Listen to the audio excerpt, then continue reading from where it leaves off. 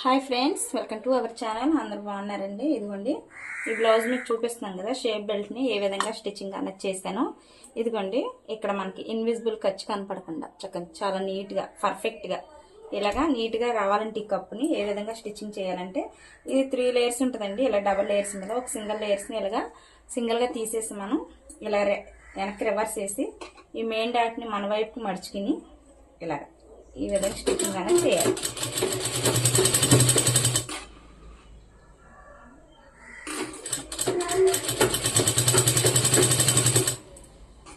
ఈ చివరి వరకు అలాగే వేసుకొని వచ్చేయాలండి.